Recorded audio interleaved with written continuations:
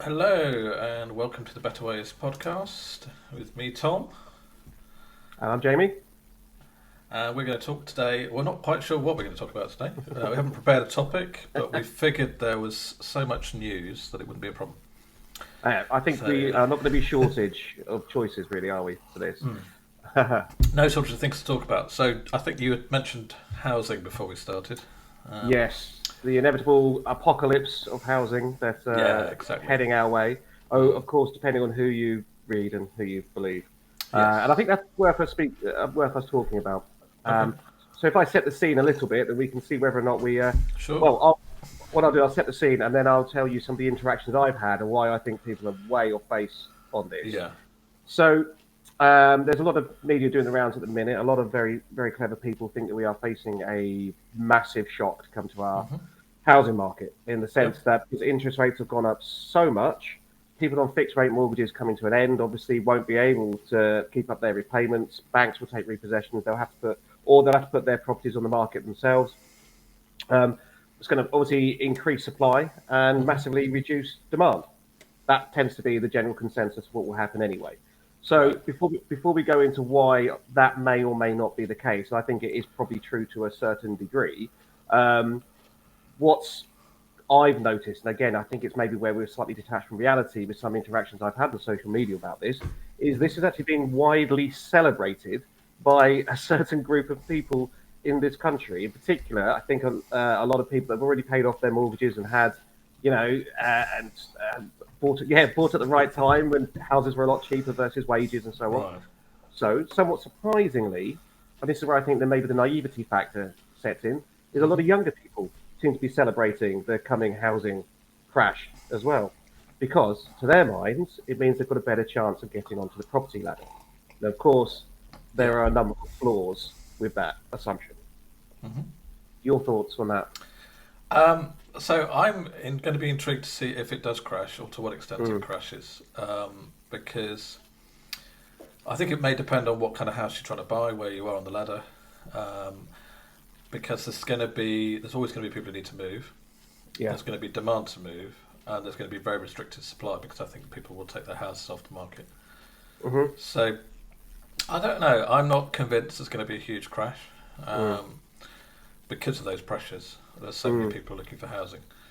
hmm. But there might be big drops in places like London.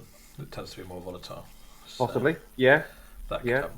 Um, but yeah, I mean, my general view is housing is far too expensive because we don't build nearly enough. That is true. I Yeah. don't know, something like 10 million people in the last 15 years. The population's increased. Yeah, that's And, right. Yeah. and so obviously, if you have an artificially scarce resource and you don't build enough housing, Yeah. the price is going to go up. It's going to become expensive, and it's become so many times the multiple of Yeah. income. I mean, I remember the 15% interest Hmm. rates back in the 90s, and then people had a much smaller mortgage Yeah. as compared to what they do now. So Lower debt as well, like yeah, lower personal yeah, debt by quite a and significant mortgage degree. terms weren't so long. Yeah. Okay, you couldn't fix for 10 years and stuff like that, Mm. but it's not sustainable. Like many things, it's not sustainable.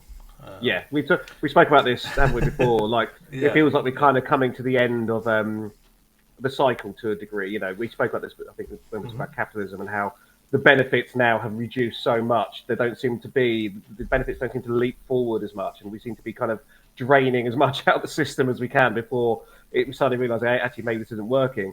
But with regards to the housing thing, mm, where I've had interactions with people, as I said, there are yeah, two groups that seem to be celebrating this. People that paid off their mortgages a long time ago, and there's a big hefty dose of, well, you should never have gone so high anyway, in terms of how much they borrowed and the price of the house they bought. That is a massively ignorant statement because the right, price of housing is absolutely unbelievable, even in such a short period. So just to put it in perspective, without mentioning numbers, mm, my wife and I bought a three-bed semi in a part of Kent 5 years ago for X. Okay. Some friends of mine are looking in pretty much the exact same part of the world with the pretty much almost the same income, that type of thing. And the prices there now are 20% over hmm, what they were when my wife and I bought. And that's only in 5 years yeah, as well. So, it's not that people have overextended themselves, it's they had no choice if they wanted to buy a home. It was Sure. simply impossible. If you want to be in a Yeah. place where there's jobs, like which is mainly, let's face it, unfortunately, London and the southeast still drains most of the wealth from the country and produces Yeah. a lot of it as well. Then they have to stretch themselves, and you've got no choice of doing that. So I found that to be a rather kind of troubling thing, because I think people don't actually understand how much of a leap it is to try to get that first home. To try and get Yeah. on the ladder, it's so difficult. They're looking at a Yeah. 40-year mortgage. 40-year Yeah. Oh, mortgage. it's become the norm. Yeah. I think Mm, I feel lucky now getting on the property ladder in '99. Um, mm, at the time, it was 7 years after a crash, mm. and we all thought the prices were peaked. But Really? yeah, that's what we thought. And I Wow. thought, oh well, at least I think my first flat cost 75,000, two-bedroom flat Oh my in the God. home counties. Uh, Wow. and that seemed like masses because they'd been going Yeah. for like 30 or 40,000, Wow. 5 years earlier. So, but then I sold it 2 years later for 120, Yeah. So um, you made a good percentage and then it increase on kept it, didn't going you? up until the Yeah. crash. So yeah, yeah. So I don't. I understand people are saying that, but I get the reality that you've got to live somewhere, and rents are Mm, high and mm. hard to come by. And so if And that's rent what you're and going to pay, that's what you're and going to pay. renting is worse than having a big mortgage, because obviously, I know people that rent properties that are Mm. far more than their mortgage repayments would be, even if they had like a small deposit and an 80, Yes, 90% loan to yes. value. So they're never Their building mortgage, up. Yeah, yeah, yeah, no, it's yeah. crazy. And So go mm, on. yeah, so the other group which I've engaged with a bit, and this is just bizarre to me, is that they tend to be the kind of younger cohort. I'd say maybe 35 and younger, that have been Yeah, screwed in terms of getting on the property ladder, but they're like, oh, I can't wait for the crash to come. And I'd have to kind of patiently explain this. I'd be like, the reason house prices fall is when the economy is doing very, very, very badly. yeah, That's yeah. why they go down. And young Also, people, mm, well, I was yeah, going to say, go on. what happens when the prices go down is landlords come off the market, so your rents go up. Um, Exactly, so if they're not exactly that. going to buy, Yeah, yeah, yeah, that's it. And yeah, I say to them all the time, if the economy is suffering and house prices are suffering because of it, normally yeah, it's young people that suffer quite significantly in a recession. Their careers get held back quite a lot. They tend to be up on the chopping block quite a lot. So it's people, normally towards the older end and the younger end. People in the middle yeah, tend to be okay, but it's people at the younger end tend to find that last in, first out, all of yeah, that. So I keep saying, you might not have a job to be able to afford a deposit and a mortgage and all the rest of it. No one should celebrate a housing crash at all, because it means that we're all in dire, dire, dire yeah. straits. If We if don't want if that. it crashes, it may just Yeah, gently decrease or stabilise. yeah, Um, but I think in terms of solutions, well, the obvious one, which is councils should be able to build council yeah, housing. yeah. That should, and in fact, as I understand it, that was Margaret Thatcher's original plan. Was it really? Yeah, but the Treasury said no. You're not going to spend the money on that. It's going to go to No, general taxation or general no funding. way, really. That's what I've been told. I don't know if that's true, but Right. yeah. So because it's just, I mean, it's by far more efficient if they can build Mm. their own.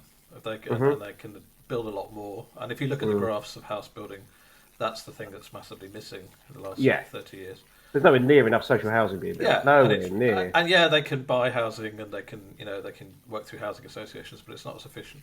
No. But, And it would be a good capital investment, and then they would be able to use that to support their finances. yeah, absolutely. But It it's is an investment, ideological. isn't it? I haven't heard anybody Yeah. propose it. I mean, I haven't heard. Has the Labour Party said they'll do No, that? Not heard I that. don't know. I don't know, because I listened to their conference speeches, or some of them. Rachel Reeves, Keir Starmer, and I don't know the answer to that. Part of the problem, a lot of people don't think about this. Yeah, It's actually been exacerbated quite a lot the last few years because of COVID. Um, so I deal with a lot of house builders anyway, both yes, here and in the US, and the biggest barrier to them building more units is materials and labour. Both here and in the UK, they just can't do it. Planning permission as well in the UK is a massive yeah, problem as well. I was speaking to a UK-based builder on, I think it's Friday, possibly no, Thursday, and they do kind of like custom, bespoke, lovely stuff, really nice stuff. And we were talking about how do you fix the market, and he said planning permission is the biggest problem, because they can get planning permission to bolt on to towns and villages and whatnot. Add another 100 yeah, homes here, 100 homes there.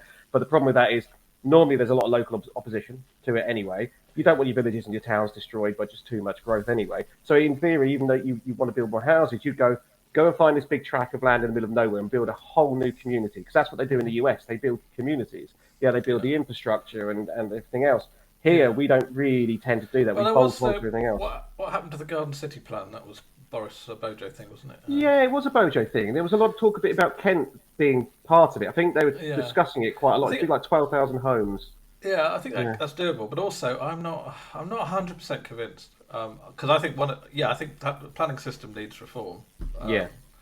But I don't see either party wanting to do it.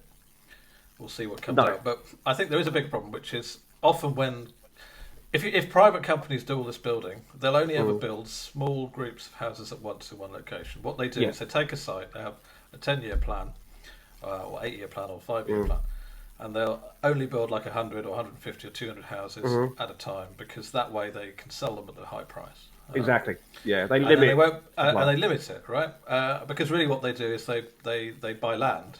A lot of these companies, the land is the asset, and the building is absolutely. It's a way of realising the asset. Yeah. But how much land they have banked is partly how they're valued on the stock market.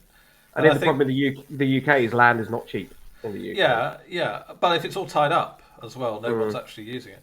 Whereas I think if you had public housing being built, the council is not going to have that restriction.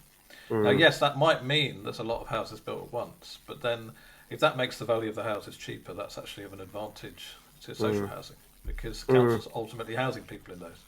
So they could potentially get a greater economy of scale by building 500 houses at once instead of 150. I mean, I think you're right that planning is an issue. There will be opposition in places, and labour and materials is a challenge. But massive challenge, massive. The private house builders absolutely have a place, but they are incentivised not to build very much at once. Yeah, absolutely right. Because that's how you get the maximum for the property, right? Although I did read, because again, where I used to live, there was a relatively large new development, if you like, and I was a bit concerned because they were on the market at the same time we were trying to sell our place as well. Yeah. So I did a bit of research on it. Like, do new builds bring the price of existing stock down? And the answer was no. Most of the evidence shows it doesn't bring local prices down. I think part of that is because it may attract people into the town or the village. And let's face it, a lot of new builds look bloody horrific anyway, and they're not very well built. You can put your fist through the walls if you want to. Well, exactly. They're not great. They're not great at all. Whereas if you get an older house, you're getting something that's stood the test of time. That may be true. Although if we were building 2 or 3 times as many houses a year, that might change the price dynamics. You're probably right. I would say if a council is building, they're going to be able to build more cheaply. They're going to be able to obviously have it all affordable if that's what they want. They can decide if they want to sell some of it, or if they want to house tenants in some of it, or whatever mix. Whether they have some houses that are just for profit. They can actually think long term and think about the community and think about what will work and what will help us provide housing in our area. I think it's at least part of the solution should be on the table. No, I agree. Although, we might be looking at this entirely the wrong way. Because if you believe Elon Musk and I can't remember the other gentleman's name. I think Peter Zalen or something like that. I can't remember anyway. But, he talks about population collapse and how in 20 years we're all completely buggered. This won't be a problem. There'll be an influx of houses coming on the market because, let's face it, aside from migration, they're talking about the populations of multiple European countries plus China, being really, really screwed on population. So you know what? We might end up with a massive surplus of houses that we can't do anything with. Well, some places will. I mean, there's an article I was looking at today about 5 million homes in Japan that are empty. Also, 5 or 8 million. Yeah. I know in Italy there's whole villages, isn't it? Whole villages that have been abandoned. Yeah. So I'll just have a look and see if I can bring the article up. But I think it probably won't happen here. Oh, it's 8 million. Right, let me bring this up. Oops. Always the cookies. Always the cookies. So this is Yahoo News. We've got more than 8 million empty homes in rural Japan. And local governments are selling them for as little as $500. They bid to lure residents. That is crazy. Now, I think there are some, as I understand it, there are some strings attached with that. That is crazy. So you do have to integrate the community. You have certain obligations. Yeah, you can't just like they have a reduced buy it and do nothing with it. Yeah. But I don't think that's the issue here because we have high levels of migration. In fact, Very high levels. One of the ironies is migration has increased under Boris. Yeah. And now we're importing people from further afield, which is fine. But, so I think our population is still set. I did read a couple of years ago that we're set to overtake Germany as the most populous European country. That's ridiculous. Because they're not growing at the same rate. But I think you're right. If you just looked at non-migrant population, you'd find that we're probably static or shrinking. Yeah, that's crazy, isn't it? But that's an allocation of resources that have gone wrong. Because I know Liz Truss was talking about this, wasn't she? She wants to increase migration to basically fill certain sectors that we just can't fill ourselves. And it's a very, people get very emotive about this. It's very odd. But I think it's maybe because it's very kind of central government planning, mindset. You go, right, we need X amount of this and X amount of that. Then how do you do it? And it takes long term and all the rest of it. So, but we can't keep on. Again, it's the electoral. How do you square the circle, isn't it? Really, I guess, because you want the economy to do well. You're going for growth and all the rest of it. But a big part of your voter base, let's face it, are anti-migration. Therefore, how do you square that circle? You don't. Well, they're not really anti-migration. They're happy to have service. Yeah. Exactly they like people to do the hedges and clean the houses and service the pool. I thought it was. Did you see the Martha's Vineyard? Ron DeSantis flew 2 plane loads of migrants. I don't think they were actually from Florida, but anyway. To Martha's Vineyard, and then I think within 48 hours they were put inside a military base. I thought that was interesting on lots of levels. I mean, I don't want to get into the politics of it too much, but obviously the idea was to take the rich and famous and give them the migrant problem and see how they like it. I did read about that. I watched quite a lot of breakdowns about that as well. And on the other side, people said, well, you're basically trafficking. Human trafficking, exactly. Using migrants to make a political point. That's exactly. Yeah, these are human beings. They're not. Like boxes to be checked. I'm not taking a view on that per se, but it's interesting who has to. If the migrants don't threaten your job, you tend to have a very different view. Absolutely, yeah. But yeah, I think we should. Well, I've always been in favour of let's train more people here if we can. And let's hire people from abroad if we can't. Absolutely. I agree. If we need them, we need them. I was speaking to a... we are growing, so we will need more people. We are, yeah. You'll like this. I was speaking to an old friend on Friday. First time I've seen him in 4 years. And he's just got out of the carpentry trade. So he's gone back to retrain to do something else. And he voted Brexit. And when we were speaking about it, I was like, why? What went through your head? And he made that exact point. He goes, in my industry, in my trade, so carpentry, he goes, the average price of a carpenter 15, 20 years ago, whatever it was like 150 to 200 a day. He goes, that has not changed. It's exactly the same because there's an influx of people doing it. He goes, now, because of everyone going home, because of Brexit, because of COVID, that's gone up quite a significant amount as well. And I think, you're right. If you're not in that, if it's not impacting you personally, it's very easy to take a philosophical view that you think is progressive on it. Yep. Oh yeah. Yeah. So we'll see on that, but I think we still need to build houses now. I don't think we're going to have a depopulation problem here for a long time. I agree. For better or worse, people want to come here, and I don't see that changing. No. It won't change. And I'm not. I don't think it does need to change. I mean, I think 8% of the UK is urbanised, so it's not a lot. Yeah, I get that, but then it's very easy to lose something, and then you can't get it back, can you? So, I think in terms of density of home building, I think even though it's on that scale you just said there is quite low, I think actually versus a number of our European counterparts, we're actually one of the highest in terms of density. We're a small island. Exactly. And we like our countryside. But we're not Japanese. I mean, the problem with Japan is the country's not so small, but they all live in a tiny band around the coast. So what's the population of Tokyo? I can't remember. It's something obscene, isn't it? Well, it used to be about quoted at 40 or something million, but it may be going up. But I mean, that's a huge. That's almost a region. It's vast.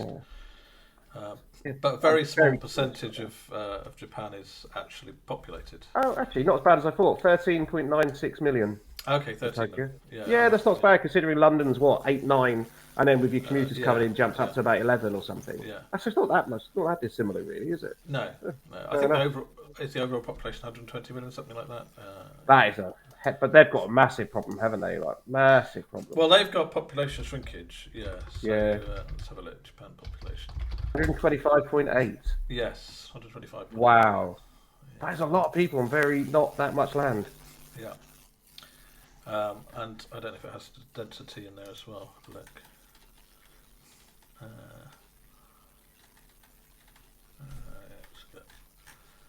Let's see it. That's all. Oh, there we go. Population. top search. 338.2. What is ours? Per square kilometre.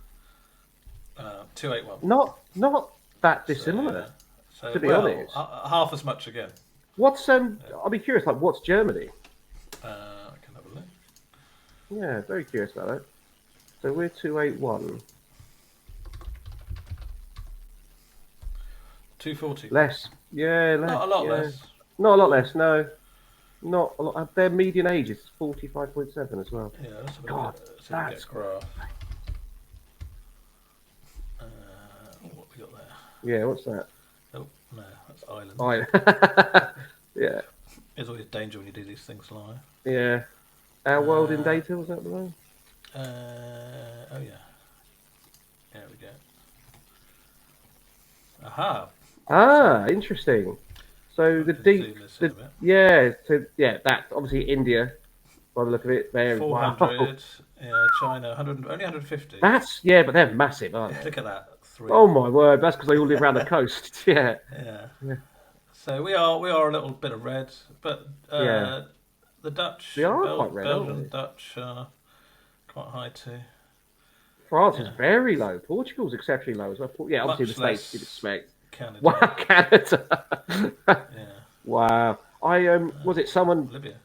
Someone did a graph the other day, or showed the population of Russia. Yes. It's obviously the biggest landmass I think in the world, but population, versus what it would look like. I think it was the equivalent of like a tiny European country or something like that. Yeah. So they've got 8, so about twice as much as Canada. But again, what you see if you look in the maps of Russia is a lot of people in the western part of Russia, Moscow and down, and obviously down towards Ukraine. But there's huge parts of Siberia, and then there's obviously people in the Far East. But there's large parts of Russia that are very depopulated. Yeah, they probably don't have a housing problem either, would be my guess. Well, they used to have a Soviet housing problem, which was all the same. Yeah, ugly horrific. parts. Very horrific. I'm not sure what it's like now. But the Russian population decline. It's been a problem for years, hasn't it, as well? Yeah, let's see if I can get some graphs up.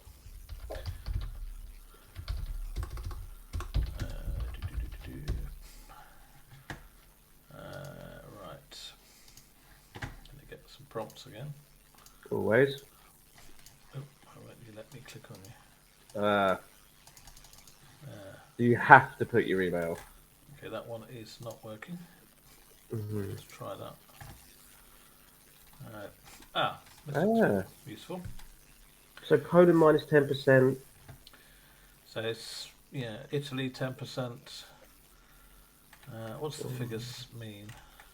No Fastest idea. shrinking population, percent decline. Okay, how much they're going to decline in the next 30 years? Basically, 2020 to 2050. Right. So Italy 10%, Poland 12%, Ukraine 20%, Serbia about 20%. So yeah, all between 10 and 20. Jesus. And That's then you got crazy. Cuba. Yeah. There's Japan again. Yeah. Yeah. So they were 120, but they're actually drops. They're going to drop to 100. It's quite a significant population collapse. That. To be honest. Yeah. So this is what Musk is talking about. Yeah. But it'll unfold slowly. Yeah. Oh, yeah. Absolutely. Yeah, that's the So problem there's with time to aging do stuff demographics. about it. Yeah, I don't know what the answer is to that. I mean, because No. let's face it, that moves into the whole aging demographics thing, Yeah. and that's a massive concern. Again, if you look at it on a human level, not just looking at data. Speaking to a friend of mine the other day, he was saying, his dad rents, and he doesn't know how long he can carry on affording to rent. He doesn't have much of a pension, all that type of stuff again. So I guess, a massive problem, isn't it? Like, that's a huge problem. But it's all just, it's that again. We keep coming back to it, Tom. We should rename our podcast. Was it end stage capitalism or whatever it is? Yeah. Right. Yeah, I'm not sure about Yeah. What do you that. think about multi generational housing? Because this is something that um, I've suggested. I think it's a really good idea. well, I Like, think yeah. yeah, I think you've got so obviously you're talking about living with parents and grandparents. Yeah, exactly. Yeah, because let's face it, certain communities already do that anyway. Behind all of this, I think behind a declining birth rate is a number of trends, obviously, but one of them is the breakdown of the family. Yeah. Another one is obviously now women can participate fully or nearly fully in work. Many have chosen not to have as many kids, or some cases not to have kids at all. And I think also people can survive on their own in a way that in the past wasn't possible. Yeah. You needed somebody else, and at that time the only option was to, live with somebody or be married. Of the opposite sex. That was what was acceptable. So, so that's the kind of backdrop to it. Interesting. I've seen some research. I can't think of the source at the moment, but which said that it's universal around the world. As people get wealthier, they have fewer kids. Yeah, that's right. It's kind of the opposite of what you'd think in some respects. Yeah, absolutely. Yeah. More resources would give you, and spread your genes more widely. Have more. Yeah, exactly. But obviously, if you're poor, labour is everything. So the more kids you have, and the access to birth control might not be there. Yeah, absolutely. Yeah. So we've created a world which has given a lot of people more choices, which is fantastic.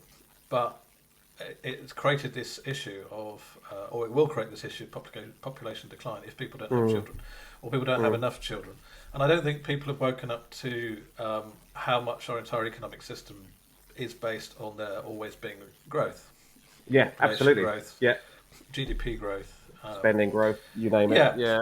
And lots of things, but obviously pensions is one of them, because that's paid. That's not some magic pot that's already paid for. That's current working people paying that. Yeah, exactly. Current retired people. So these are big issues that need to be addressed. And I think if you have multi-generational housing, I think you'll have more of that at the moment, because people won't be able to afford to do it any other way. So I'm aware of friends talking about clubbing together with parents and grandparents, or multiple groups of friends buying larger properties together if they can afford it. But I don't think that really creates a multi-generational unit in the same family. So I don't know what the solution to that is. More sex? I don't know. I think there's probably a lot of people that would watch a podcast like this where that is said and go, you know what, that's a really good idea. That's a cracking idea. I like the idea of the multi-generational living. I think, it's weird. Like, obviously, our culture has a lot of plus points to it, and I think we do. Our culture does lead the way in many instances. Personal freedoms, equalities, etc. But I think as well, we've lost something with that relentless pursuit of consumerism, which is, the kids leave home, they have to buy their own house, and then particularly we don't deal with aging very well. We don't. We have a horrible caring, I don't know what you call it, caring mindset in the UK. Yeah. It's shocking. It really is shocking. Whereas I think if a smart home builder now, if you can look at it and go, right, so you're going to pool your money with your parents or whoever, or grandparents, whatever it is, and they say there's 2 kitchen areas, there's 2 or 3 living areas, so people can have the separation or the unity as much as they like. I think there's a market for that, and I think that would also help the cultural bit as well, where it would encourage us to care for our elders, and basically be better people to them, really. Because at the minute, so many people just shunt them off and want nothing to do with them. Yeah, no, I think there's definitely a place for that. I guess I'm just curious what the future of the family will be in a world. I mean, if we keep going down a route of individualism, will people just be on their own? which is not healthy. What will the norm be? Well, Yeah. we know it can have downsides. We know that children do better when they have two parents, and there's lots of stats about that. On average, of course, there are exceptions. Absolutely. Yeah, you have to get that caveat in before we get viciously attacked. Yeah.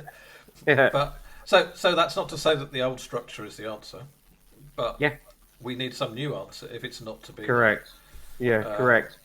Yeah. Or in the very long term, we could sort of fizzle out and have fewer and fewer children. Which I think is what will probably happen.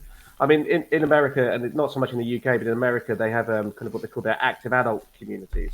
Yeah. And it literally, because they could build these giant communities anyway, and it's like people over 50 or 55, I think it is, and there's communal areas, but you've got your own homes and everything, and they're wonderful. So basically, like almost like semi-retirement or full retirement villages with all the facilities on site that you need, which again is so much healthier. It's so much better, but we just don't. We don't seem to have the infrastructure or the vision here to do. Well, again, you stuff could like that. Maybe it's cultural. I think you could. I think local authorities could build that.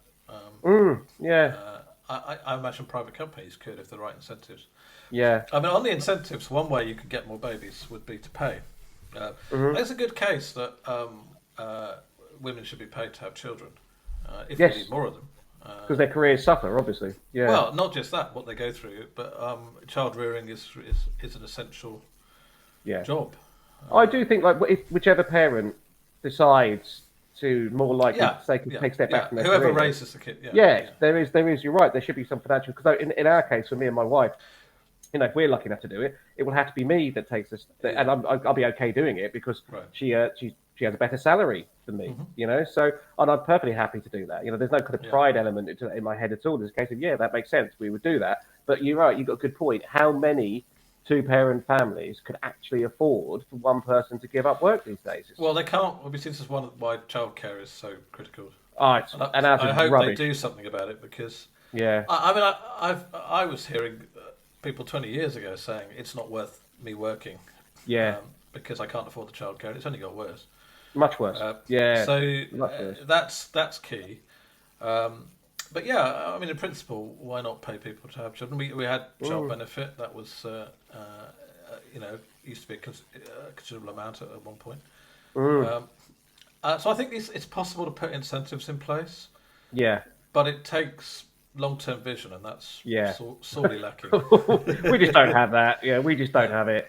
No, it is bad, isn't it? I think the West is very, very bad for long-term vision and long-term planning. Well, it's not. Our political system isn't set up for long-term. No, vision, so. No, it's not. Not at all. I think we get what we what we deserve in some ways, because that's how we have it arranged, and we generally despise our politicians, and we only get despicable people. In the main, Well, that is true, isn't it? Because people moan about how much MPs. I wouldn't want to. Would you want to be an MP? I wouldn't want to be an MP. Absolutely, and it's not about the money. I mean, I thought that would be a factor, but it would be. I wouldn't want to put myself through that, my family through that. The grief and abuse that they get is unbelievable. I mean, now if I was a complete narcissist, I probably wouldn't care. Or notice it, and that's why I think you get quite a few politicians like that. It's the hours though as well. If I was independently wealthy, I wouldn't care. I could just move in the circles I wanted to move.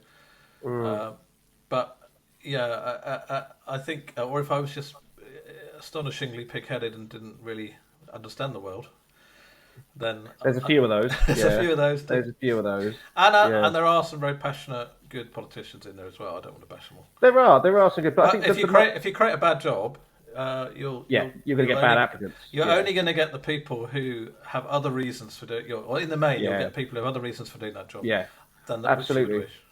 Slight tangent. That's one thing I would actually, I think that's where we could do a bit of reform. Would be I would make sure that all funding for the political parties came from government, from taxation. They got a set budget; they couldn't go beyond that because the whole donor thing massively skews our political system anyway.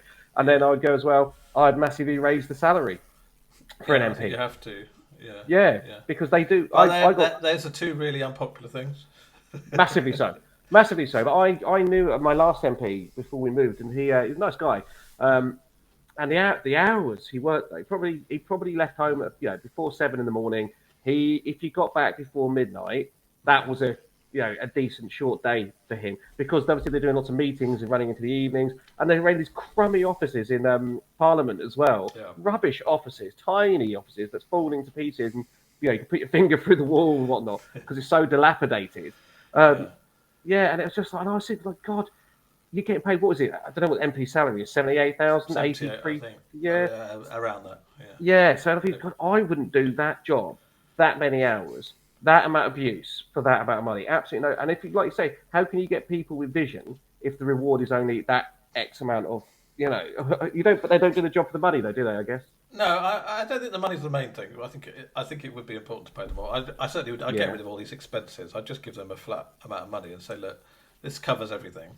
You don't have to expense anything.